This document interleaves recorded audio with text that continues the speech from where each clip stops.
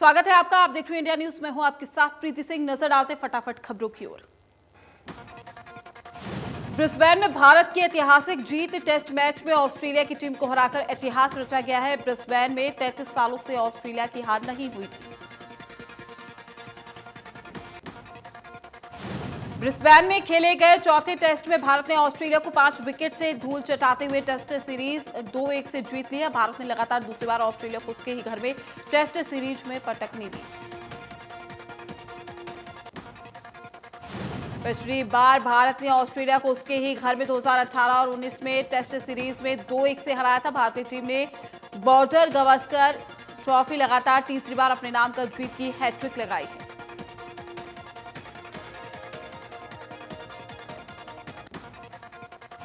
कृषि मंत्रालय ने बताया कि किसान संगठन के साथ सरकार की ओर से मंत्री समूह की बैठक 19 जनवरी की बजाय 20 जनवरी को दोपहर 2 बजे विज्ञान भवन में होगी। किसान नेता राकेश टिकैत ने कहा है कि जब तक उनकी मांगी पूरी नहीं होगी वो पीछे नहीं हटेंगे। सुप्रीम कोर्ट द्वारा गठित कमेटी को लेकर उन्होंने कहा कि ना तो किसानों ने कमेटी की मांग की है और ना ही किसान कमेटी के सामने पेश होंगे। किसानों ने ठान ली है कि गणतंत्र दिवस पर वो दिल्ली में ट्रैक्टर परेड करेंगे। किसान नेता राकेश टिकैत ने कहा कि किसानों को तिरंगा फहराने के लिए इजाजत की जरूरत नहीं होती। राकेश टिकैत ने यह भी कहा कि वो दिल्ली में भी ट्रैक्टर परेड निकालेंगे। पुलिस को किसानों के लिए इंतजाम करने के साथ साथ पुष्प वर्षा भी करनी चाहिए। राकेश टिकैत ने हर जिले में कार्यक्रम करने का ऐलान किया है। बीच बीच में किसान नेताओं को लेकर विवाद भी खड़ा होता दिखाई दे रहा है। गुरनाम चढ़नी को लेकर विवाद खड़ा हुआ था। राकेश टिकैत ने कहा कि ये लड़ाई किसानों और सरकार के बीच की है, इसमें किसी को हस्तक्षेप नहीं करना चाहिए। कृषि कानूनों के खिलाफ किसानों के समर्थन में छात्रों ने भी ताल ठोक दी है। रोहतक में all India democratic student organisation ने किसानों के समर्थन में बाइक रैली की शुरुआत की। छात्रों ने ऐलान किया है कि चाहे आंदोलन कितना भी लंबा चले, देश का हर छात्र किसानों के साथ खड़ा हुआ है। अब यह आंदोलन किसानों का ही नहीं पूरे देश का आंदोलन है। सरकार को तुरंत तीनों कृषि कानूनों को वापस लेना चाहिए। अम्बाला शहर की मेयर शक्ति रानी शर्मा हीरानगर की शालीमार कॉलोनी के साईं बाबा मंदिर पहुंची, जहां मेयर शक्ति रानी शर्मा ने पूजा अर्चना कर साईं बाबा का आशीर्वाद लिया और लोगों को प्रसाद भी बांटा। मेयर शक्ति रानी शर्मा ने साईं बाबा मंदिर परिसर में पौधारोपण भी किया। पर्यावरण सुरक्षा को लेकर वार्ड नंबर 1 के लोगों को पौधे भी बांटे और लोगों से पौधों की देखभाल करने की बात कही। फरीदाबाद में केंद्रीय राज्य मंत्री कृष्णपाल गुर्जर ने निकिता के परिजन से मिले और सरकार की कार्यप्रणाली को लेकर नाराजगी भी जाहिर की। परिवार का आरोप है कि निकिता हत्याकांड के बाद सरकार ने उनकी 3 मांगों को मानने का आश्वासन दिया था, लेकिन अब सरकार उन तीनों मांगों को मानने से इनकार कर रही है। निकिता के पिता ने परिवार समेत आत्महत्या की धमकी दी। दुनिया के सबसे बड़े वैक्सीनेशन अभियान का आज चौथा दिन है। अब तक देश में 3,81,305 लोगों को कोरोना के टीके लग चुके हैं। तीसरे दिन करीब 1.5 लाख लोगों का टीकाकरण हुआ। वैक्सीनेशन की रफ्तार दिल्ली, पंजाब समेत कई राज्यों में काफी धीमी है। दिल्ली एम्स में 18 जनवरी को सिर्फ 8 लोगों को टीका लग पाया। कोरोना वैक्सीनेशन के मामले में कर्नाटक सबसे आगे, इसके बाद उड़ीसा का नंबर है। पश्चिम बंगाल और तेलंगाना में भी अब तक 10,000 से ज्यादा लोगों को टीका लगाया जा चुका है। कोरोना वैक्सीनेशन को 3 दिन हो गए हैं और अब तक लाखों लोगों को टीका लग चुका है, लेकिन इस अभियान में कई चुनौतियों का सामना भी करना पड़ रहा है। राजधानी दिल्ली में कोविन ऐप को लेकर काफी दिक्कतें आ रही। कुछ लोगों को टीकाकरण के वक्त का मैसेज नहीं मिल पा रहा, तो कोई जानकारी से चूक जा रहा है। दिल्ली के sir Gangaram LNJP doctor Hedgewar अस्पताल समेत काफी अस्पतालों में ऐसी दिक्कत दर्ज की गई। दिल्ली में 16 जनवरी को कोरोना वैक्सीनेशन का पहला दिन था और उस दिन करीब 8,000 लोगों को टीका लगना था, लेकिन करीब 4,000 लोग ही केंद्र तक पहुंच पाए। फरीदाबाद में अब ESI मेडिकल कॉलेज में मेडिकल स्टाफ के लिए वैक्सीनेशन शुरू हुआ है। वैक्सीनेशन का शुभारंभ बीजेपी विधायक सीमा त्रिखा ने दीप जलाकर किया। इस मौके पर मेडिकल कॉलेज के वरिष्ठ अधिकारियों ने टीका लगवाकर सभी को संदेश दिया कि लोग झूठ की भ्रांतियां ना फंसे, आने वाले समय में बिना किसी डर के टीकाकरण करवाएं और प्रधानमंत्री की मुहिम को सफल बनाएं। बीजेपी विधायक ने कहा कि विकसित देशों में जितना समय में वैक्सीन बनाई गई, उतने ही समय में भारत के वैज्ञानिकों ने 2 वैक्सीन बनाने में सफलता हासिल की, जिसके लिए वो बधाई के पात्र हैं। संस्कृति मंत्रालय ने ट्वीट करके बताया कि भारत सरकार ने हर साल 23 जनवरी को नेताजी सुभाष चंद्र बोस के जन्मदिन को पराक्रम दिवस के रूप में मनाने का फैसला लिया है। हरियाणा विद्यालय शिक्षा बोर्ड की मर्सी चांस की परीक्षा आज प्रदेश भर में 128 परीक्षा केंद्र बनाए गए हैं, जिसमें 26,000 परीक्षार्थी परीक्षा भी दे रहे हैं। 10वीं और 12वीं की मर्सी चांस की ये परीक्षा है। परीक्षा में नकल मिलने पर एफआईआर दर्ज होगी। बिना मास्क के परीक्षा केंद्र में एंट्री नहीं होगी। मुंह पर रुमाल बांधकर आने वालों को भी परीक्षा केंद्र में जाने नहीं दिया जाएगा। अम्बाला के सरकारी कॉलेज में पढ़ने वाली छात्राओं ने अपने टीचर पर संगीन आरोप लगाए हैं। प्रिंसिपल को शिकायत की है। मामले की जांच के लिए कॉलेज में कमेटी का गठन भी किया गया। जिस टीचर पर छात्राओं ने संगीन आरोप लगाए हैं, उसने आरोपी की जांच के लिए बनाई गई कॉलेज कमेटी के खिलाफ पुलिस में शिकायत सौंपी कि उन्हें कमेटी की तरफ से मानसिक तौर पर प्रताड़ित किया जा रहा है। प्रिंसिपल ने बताया कि छात्राओं ने टीचर के खिलाफ शिकायत भी दी है, जिसके बाद तुरंत कमेटी बना दी गई थी। मामले की जांच कर रहे एसएचओ को यह भी कहना है कि उन्हें टीचर की तरफ से शिकायत मिली है कि जांच कर रही कमेटी उसे परेशान कर रही है। कोसली में निजी स्कूल शिक्षा विभाग के आदेशों की पालना नहीं कर रहे हैं। कड़कड़ाती ठंड और कोरोना काल में भी स्कूल में क्लास लगाई जा रही है। पहली से लेकर 8वीं क्लास तक के बच्चों को स्कूलों में आने की अनुमति अभी शिक्षा विभाग ने नहीं दी है, लेकिन निजी स्कूल शिक्षा विभाग के आदेशों की धड़ल्ले से धज्जियां भी उड़ा रहे हैं। पंचकुला की इंदिरा कॉलोनी में बारहसिंघा घुस गया, जिससे लोगों में दहशत देखने को मिली है। लोगों ने वाइल्ड लाइफ विभाग की टीम को फोन पर जानकारी दी। वाइल्ड लाइफ विभाग की टीम फोन करने के 3 घंटे बाद पहुंची। मौके पर पहुंचने के बाद भी वाइल्ड लाइफ विभाग की टीम तमाशा देखती रही और बारहसिंघा को काबू नहीं किया। कॉलोनी के एक युवक ने साहस दिखाया।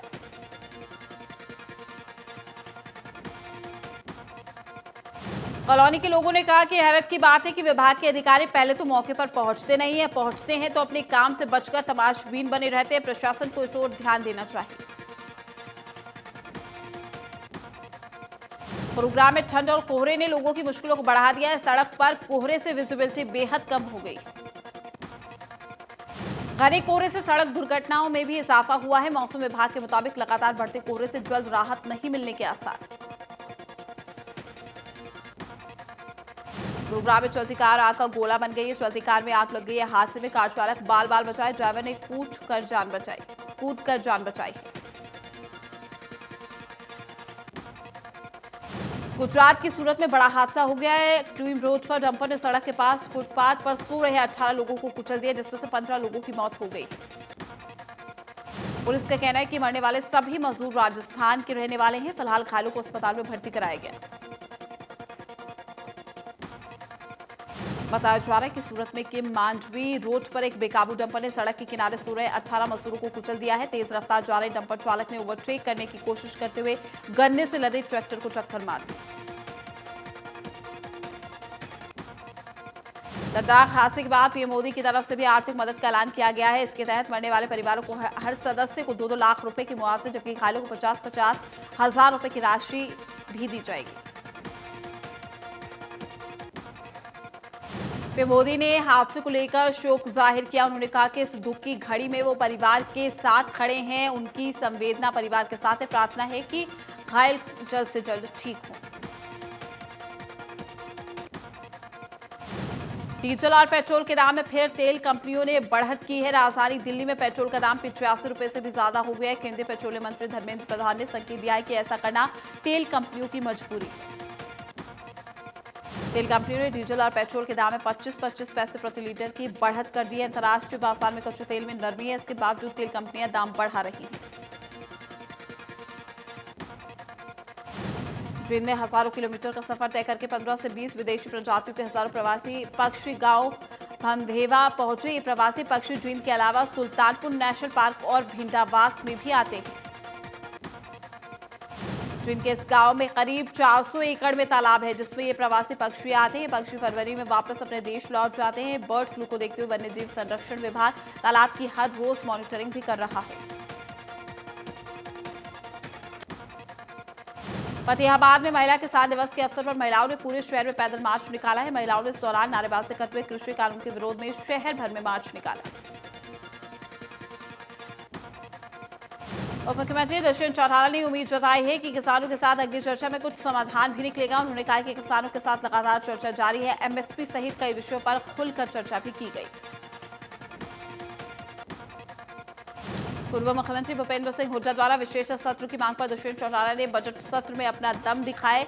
सरकार पूरी तरह स्थिर है। इसके साथ ही उन्होंने दावा करते हुए कहा कि जेडीपी और बीजेपी अपना 5 साल कार्यकाल भी पूरा करेगी। पीएम नरेंद्र मोदी और गृहमंत्री अमित शाह से मुलाकात को लेकर दुष्यंत चौटाला ने कहा कि प्रदेश में इजिप्शियन कॉटन के न्यूनतम समर्थन मूल्य की मांग सहित कई मुद्दों को लेकर चर्चा की गई है। हैफेड के कृषि उत्पाद के निर्यात बढ़ाने को लेकर भी चर्चा की गई। हरियाणा के सरकारी स्कूलों में पढ़ने वाले छात्रों को जल्द ही टैबलेट भी दिया जाएगा ताकि वो आसानी से ऑनलाइन पढ़ाई पूरी कर सकें। शिक्षा मंत्री कंवरपाल गुर्जर ने कहा कि प्रदेश के सरकारी स्कूलों में 8वीं से 12वीं तक के 8,06,000 छात्र हैं। इन सभी छात्रों को सरकार की ओर से टैबलेट देने की योजना है। शिक्षा मंत्री कंवरपाल गुर्जर ने कहा है कि अब तक छात्रों को जो टैबलेट दिए जा रहे थे उनकी स्क्रीन 7 इंच की थी, लेकिन मुख्यमंत्री की अध्यक्षता में विशेष सत्र में बैठक में ये निर्णय लिया गया है कि इन छात्रों को 7 की बजाय 8 इंच की स्क्रीन वाला टैबलेट दिया जाए। इसके साथ ही 11वीं और 12वीं के छात्रों को 10 इंच की स्क्रीन वाले टैबलेट दिए जाएंगे। उन्होंने कहा कि अच्छी क्वालिटी के टैबलेट होंगे, जिसके लिए जल्द ही टेंडर प्रक्रिया भी शुरू की जाएगी। जिला विकास निगरानी समिति बैठक लघु सचिवालय के कॉन्फ्रेंस हॉल में की गई। उपायुक्त सुजान सिंह की अध्यक्षता में बैठक की गई, जहां कैथल में जी प्लान के तहत साल 2020 और 21 के लिए 8,47,53,000 रुपए के लगभग विकास कार्य करने की स्वीकृति भी दी गई।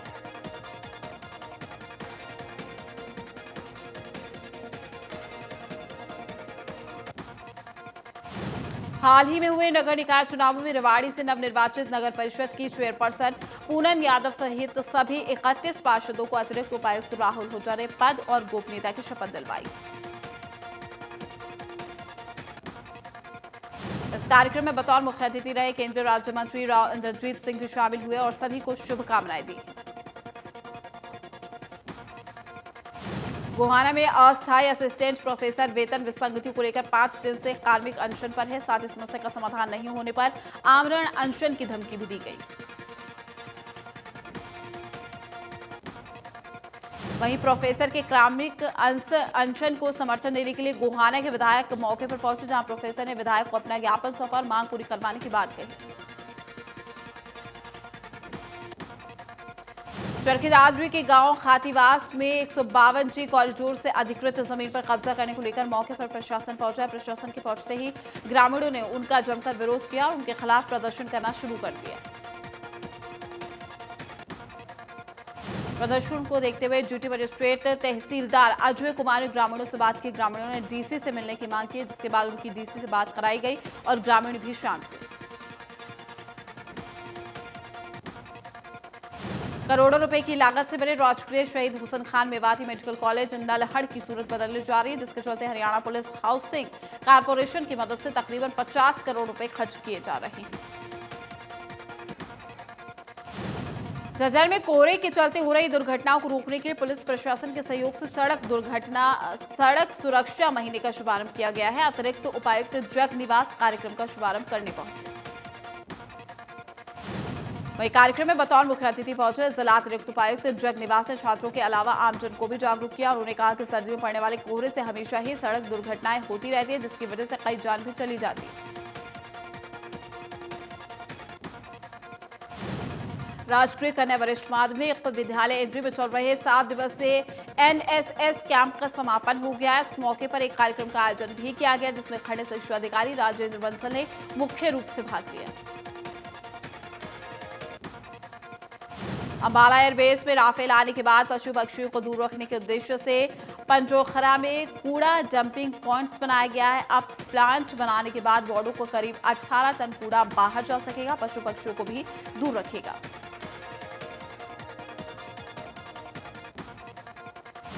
20 जनवरी से पंजोखरा रूट पर बनाया गया प्लांट चालू कर दिया जाएगा। ये प्रोजेक्ट करीब 70 लाख रुपए का है। आधा एकड़ जमीन में बनाया गया है।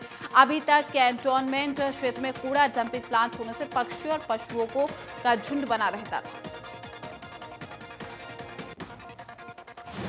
अंबाला एयरबेस में राफेल आने के बाद कैंटोनमेंट बोर्ड ने भी अपनी ओर सख्ती बरतनी शुरू कर दी है। पक्षियों को क्षेत्र से दूर रखने की कोशिश की जा रही है। वार्डों में कर्मचारियों को जिम्मेदारी दी गई है कि वो लोगों को जागरूक करें। इसके अलावा मैरिज हॉल, स्कूली कार्यक्रमों को लेकर भी सख्ती की गई है। उनको भी निर्देश दिए गए कि अगर पांचवें कार्यक्रम कर रहे हैं तो सफाई कराएं। सड़क पर खाना बिखरा नहीं होना चाहिए। यमुनानगर में बदमाशों ने दिन दहाड़े लूटपाट की वारदात को अंजाम दिया। लुटेरों ने दुकान करने वाले एक शख्स पर जानलेवा हमला कर उसे बुरी तरीके से घायल कर दिया और लगभग 9 लाख रुपए लूटकर फरार हो गए। मामले की सूचना मिलते ही पुलिस मौके पर पहुंची। पीड़ित के बयान के आधार पर मामला दर्ज करा लिया है। पुलिस ने निशानदेही पर लुटेरों की तलाश भी शुरू कर दी।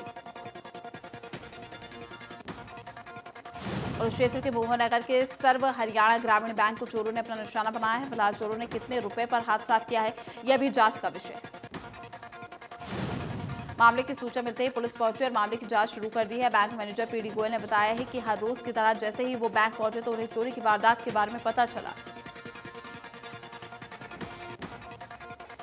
चोरों ने छत को 2 जगहों से काटने के बाद वारदात को अंजाम दिया। चोरों की करतूत सीसीटीवी कैमरे में कैद हो गई, जिसकी मदद से पुलिस चोरों की तलाश भी कर रही है। फतेहाबाद पुलिस ने कार में नशा करते 2 तस्करों को गिरफ्तार किया। इसके साथ ही पुलिस ने आरोपियों से 1 किलो 250 ग्राम अफीम भी बरामद की।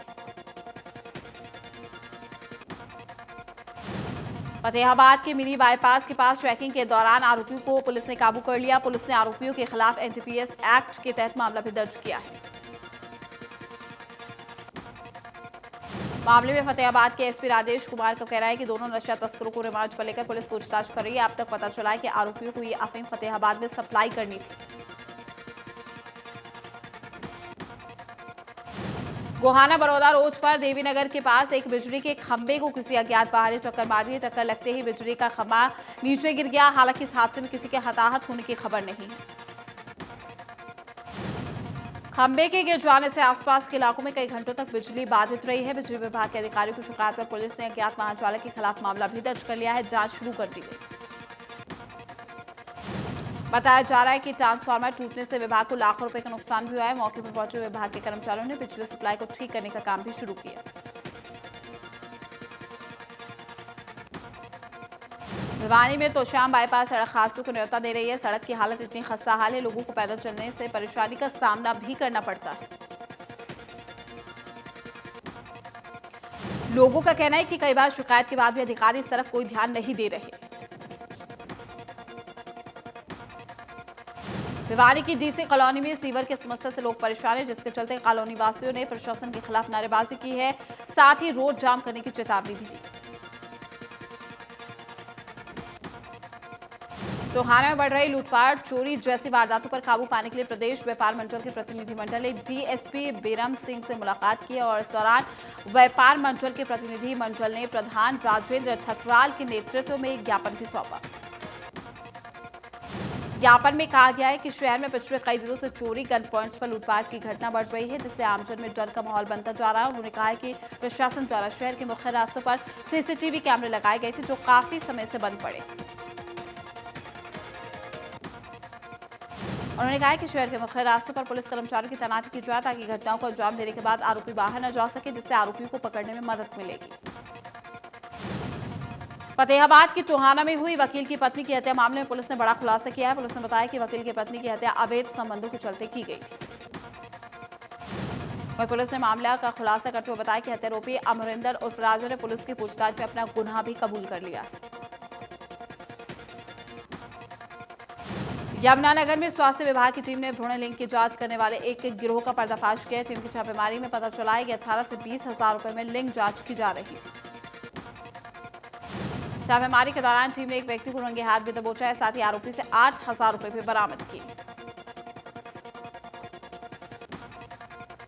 रेवाड़ी में कोरोना वैक्सीनेशन के दूसरे चरण की शुरुआत हो चुकी है। इस चरण में 500 लोगों को वैक्सीन का टीका लगाया जाएगा। वैक्सीन के टीकाकरण के लिए 5 सेंटर पर टीकाकरण जारी। रेवाड़ी नागरिक अस्पताल के सीएमओ सुशील माही ने बताया कि वैक्सीन लेने के बाद हेल्थ वर्कर्स को कोई तकलीफ नहीं हुई है, इसलिए लोग मन में किसी प्रकार की शंका ना रखें, वैक्सीन का टीकाकरण जरूर कराएं। फतेहाबाद में कोरोना वैक्सीन लगवाने के बाद महिला सिक्योरिटी गार्ड को चक्कर आया, जिसके बाद आन फान में महिला सिक्योरिटी गार्ड को इमरजेंसी वार्ड में भर्ती किया गया। अब डिप्टी सीएमओ की निगरानी में कर्मचारी को कोरोना वैक्सीन लगाई जा रही है। मेवात जिला देश के उन जिलों में शामिल है जहां कोविड के दौरान एक बार नहीं बल्कि दूसरी बार यह जिला कोरोना फ्री हो चुका है। डॉक्टर्स की मेहनत और लोगों के भरपूर सहयोग की बदौलत ऐसा हुआ है। करनाल में बर्ड फ्लू फैल चुका है। कोहड़ गांव की कैलाश पोल्ट्री फार्म की मुर्गियों की रिपोर्ट पॉजिटिव आई है। मामले में डीसी निशांत यादव ने कहा कि जिले में पूरी चौकसी बरती जा रही है। 6 से 7 लाख मुर्गियों को मारा जाएगा। अमेजन प्राइम की वेब सीरीज तांडव पर सियासत जारी है। इस बीच उत्तर प्रदेश पुलिस की एक टीम मुंबई रवाना हो चुकी है। लखनऊ के हजरतगंज थाने के 4 पुलिसकर्मी मुंबई जा रहे हैं। ये वेब सीरीज के निर्माताओं और कलाकारों से पूछताछ करेंगे।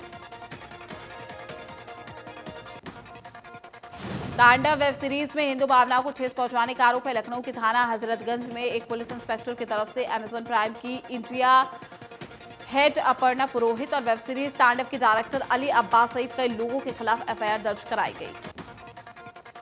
एफआईआर में एक विशेष समुदाय के खिलाफ भावनाएं भड़काने और देश के प्रधानमंत्री के खिलाफ अशोभनीय चित्रण करने की बात कही गई है। एफआईआर में यह भी कहा गया है कि इस वेब सीरीज का इंटरनेट पर व्यापक प्रचार प्रसार भी किया जा रहा है।